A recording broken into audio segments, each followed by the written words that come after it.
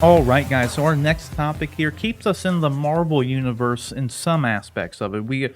A lot of people out there who have been fan casting the Fantastic Four for the MCU. I think everyone unanimously has been wanting our boy John Krasinski and Emily Blunt to play Mr. Fantastic and the Invisible Woman. I think it's unanimous. Everybody wants it in some capacity, or everybody's heard of it.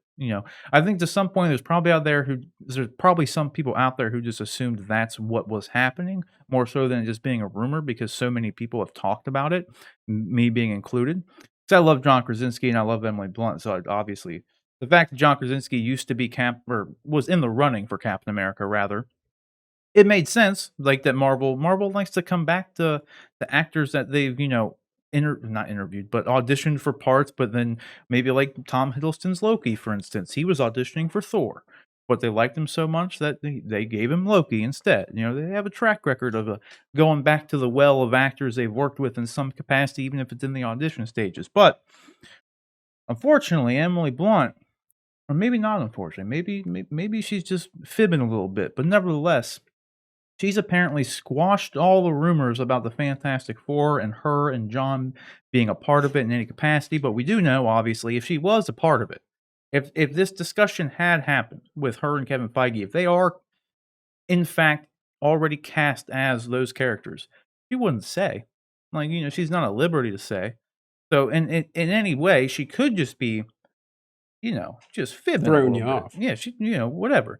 But she does bring up a good point in here because she was on the Howard Stern show and she was talking to him, and she does bring up a point that I actually want to talk about a little bit later on after I get your guys' thoughts on this.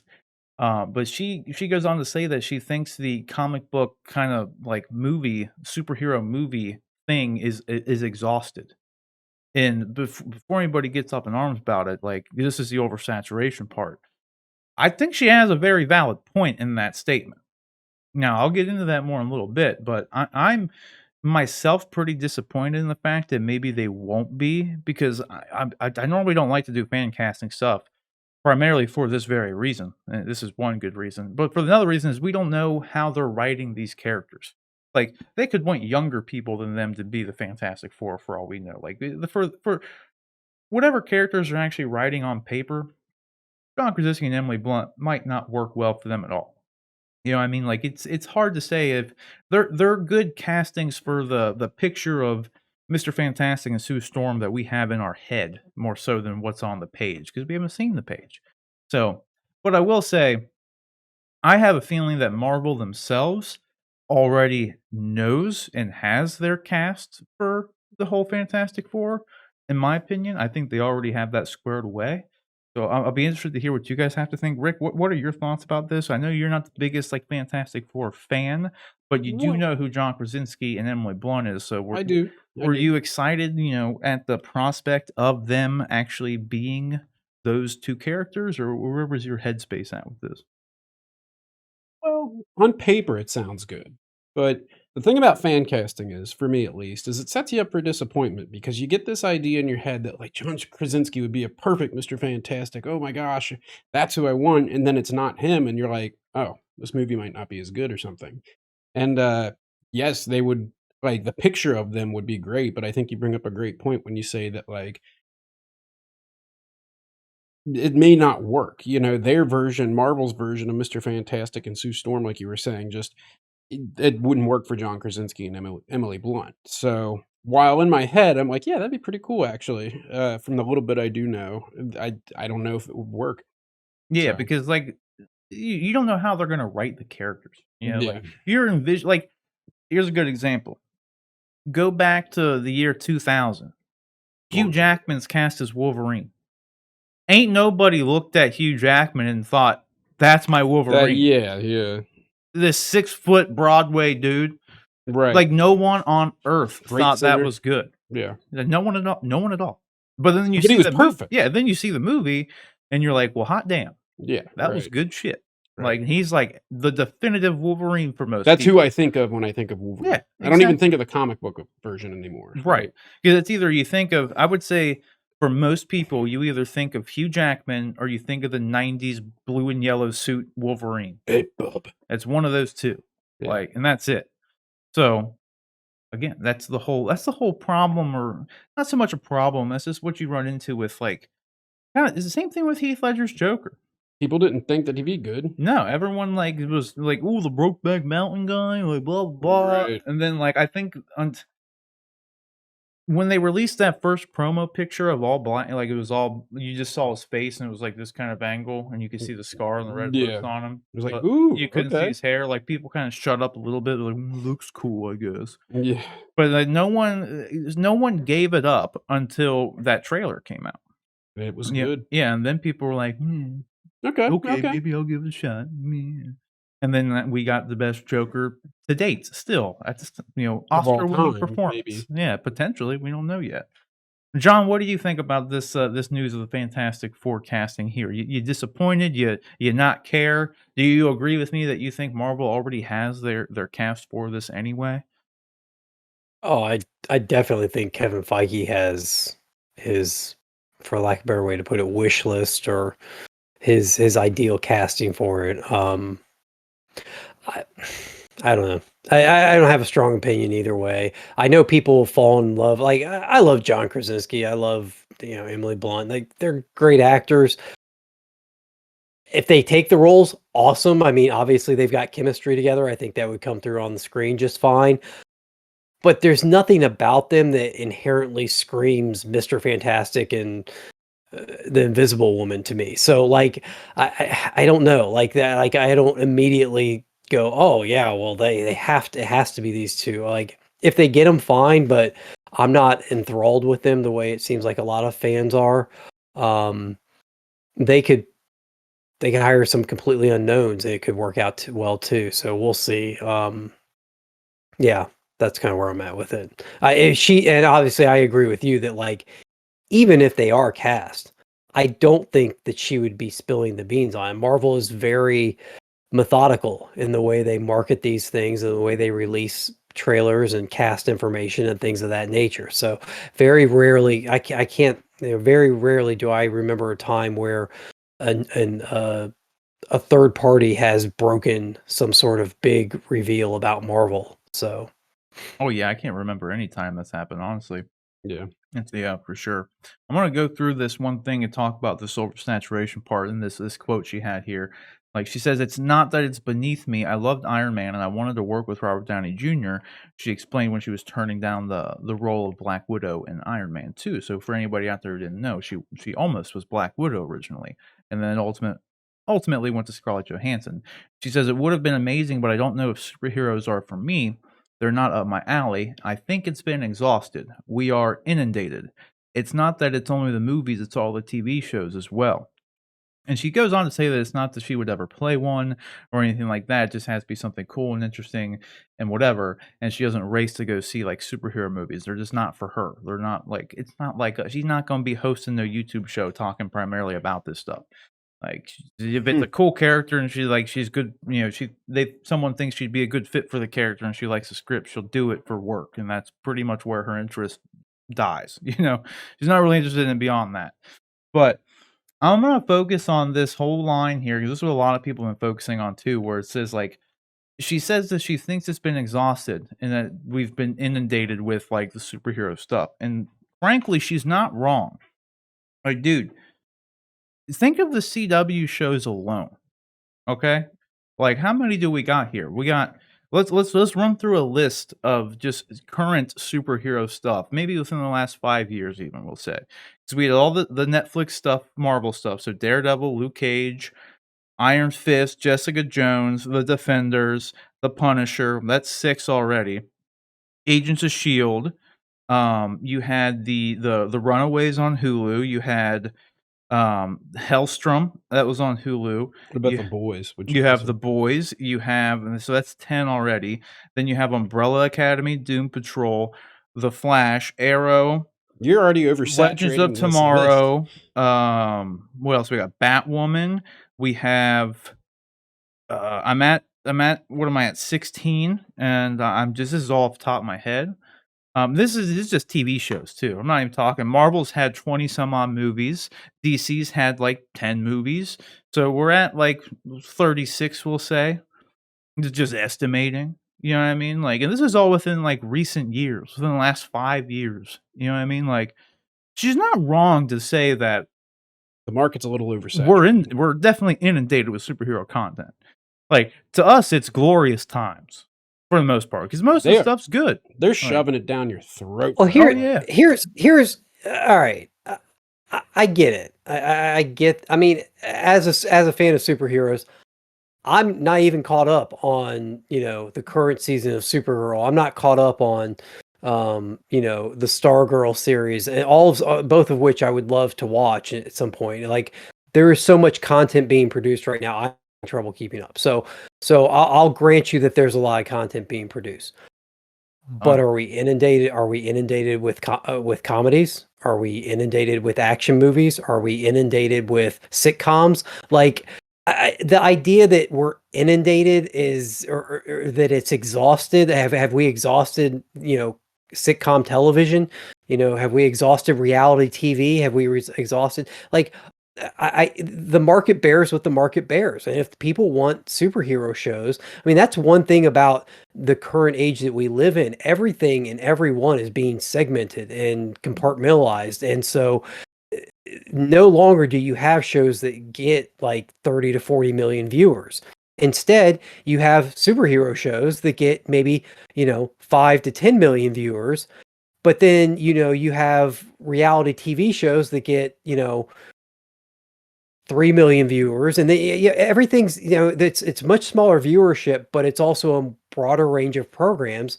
And so I get the idea, but it seems kind of like trendy and just like, oh, they're an easy thing to pick on and say that there's too many of them because they happen to be the king of the hill right now. Like I don't know. I think it's exactly. Thank you. I think that's kind of my, and it also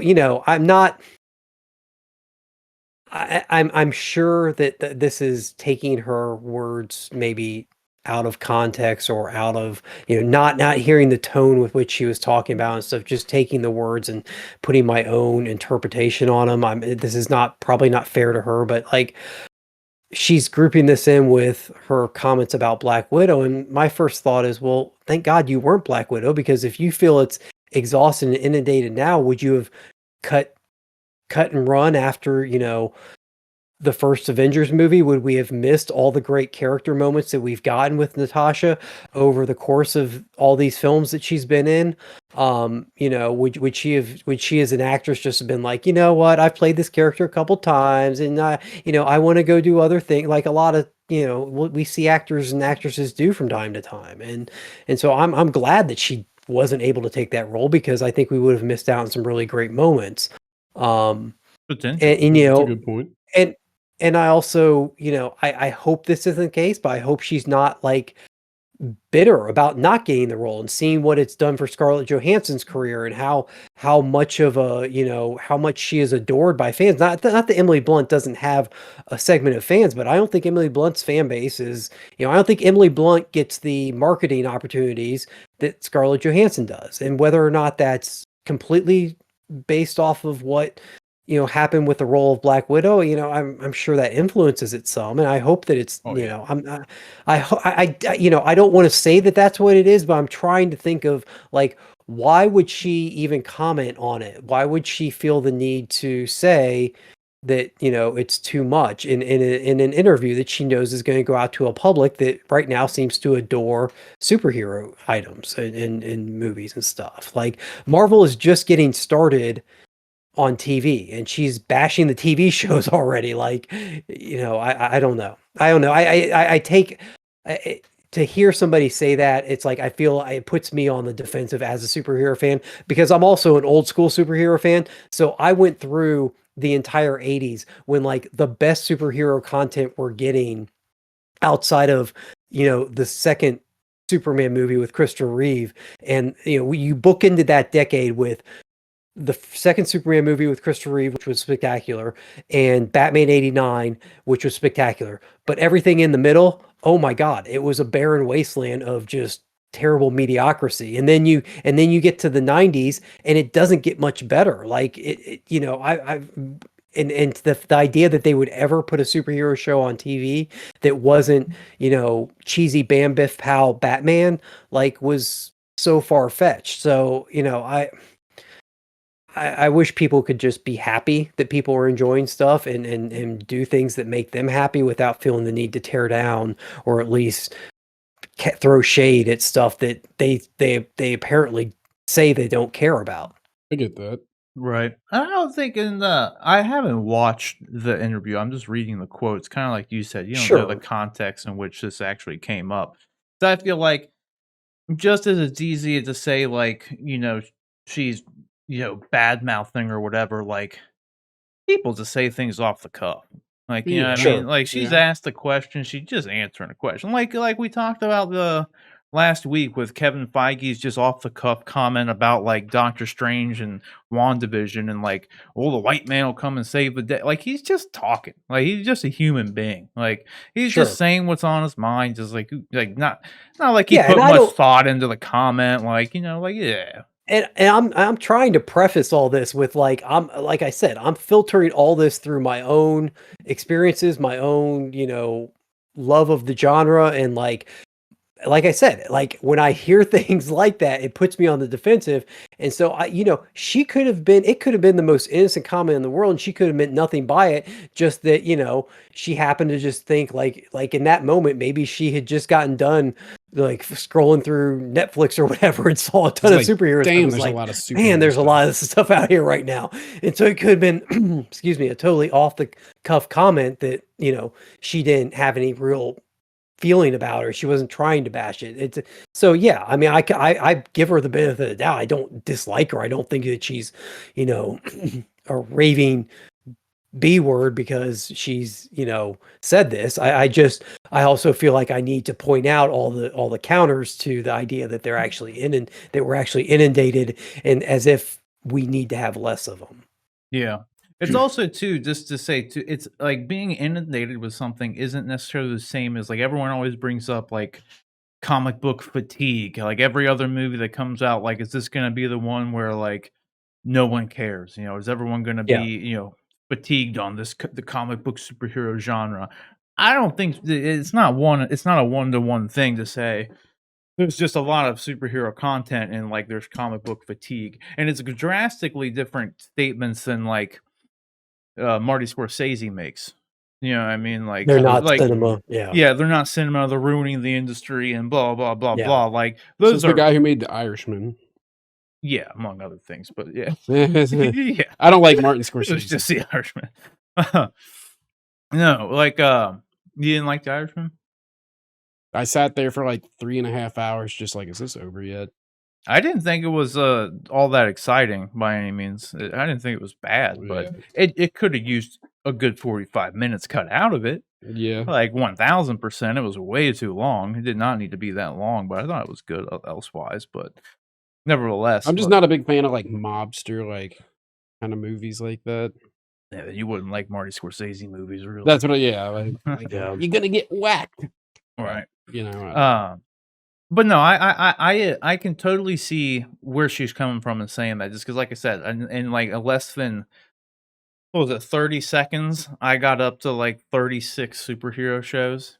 I love it though. The only thing I don't perfect like for though, you. and I don't want to see, exactly, like I said, these are like wondrous times for people like us. Like we got Disney coming out announcing 10 Star Wars shows and 10 Marvel shows, and then all the movies on top of it. This is like a wet dream for us.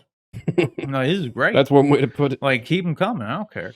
But my worry is like eventually, and this is what'll bring on the fatigue and like the bad stuff starts to happen, is when you get stuff like, and I'm not to throw shade like necessarily at this franchise, but it's a perfect example just by the way it was executed. But Jupiter's Legacy. Legacy. I almost said Ascending because it's just like that easy to say, like, but whatever. But when stuff like Jupiter's Legacy comes out and you're sitting there watching it, like the whole vibe it gives off is just like, oh, it's another one of these superhero shows, and it's not. It doesn't live up to like, not that it's great to compare it to other things, but when you are inundated with the content, it's hard to not compare it to its peers. You know what I mean? It's like, is this show, does it live up to the same quality and standards of the MCU or the DC shows or the DC movies or this or that? It's like, why should I waste my time with this and not that? You know what I mean? So in like a fair comparison wise, like if I'm going to invest my time, why should I invest it watching the show? And when you like, I think I talked about it on stream, which you won't see because I had to take it down. But either way, it's like the show is good, but then it just fails at so much stuff. Like it's like it doesn't know what it wants to be. It tells like so many different stories. The fight scenes are terrible. Like the superhero aspects of it aren't even the best parts of it. And like that's not a good thing. And you know what I mean? Eventually, if it gets to a point where every other superhero genre based thing is a Jupiter's Ascending, that'll be the downfall for the genre. Like it's just, if Yeah. Marvel starts to put out one good movie, then one bad movie, and then maybe another one's good, but then maybe two things are bad, and maybe the show's bad. So then like you get a run of like three bad things. It's like people are gonna be less interested. It's like they're just Yeah. be like, well, why do I want to waste my time? Because kind of like a lot of the reason like people feel about DC right now. Because, like, they've been so disappointed with the stuff that comes out of DC as far as the movies go, because they've been, like, kinda popping off on TV. That's one thing that DC's had over Marvel for a long time now is the television content. Granted, things are taking a much drastic turn with the MCU and Disney Plus because they're putting the money behind their television programming that DC was never able to do on the CW. Like, just couldn't Yeah. happen.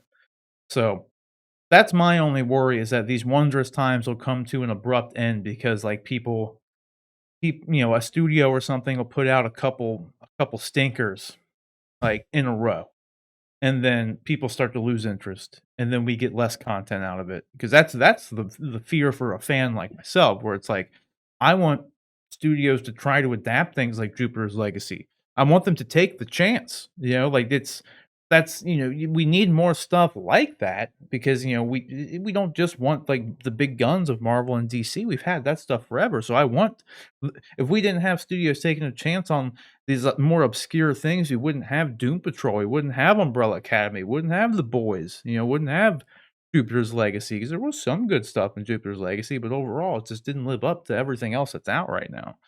So Yeah. that's my kind of fear, though, is like, and being inundated isn't necessarily the same as being fatigued, but I don't want the inundation to just occur like at the rate of like, well, now there's just a lot of bad shit out there too. So it's like we have a lot of it and a lot of it's bad. So now people stop caring, you know? Yeah.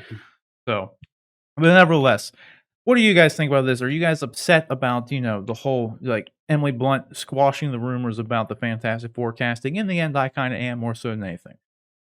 I totally agree and understand where she's coming from with saying that we definitely are inundated with superhero stuff right now, but thankfully the majority of it all is a good watch. It's entertainable stuff.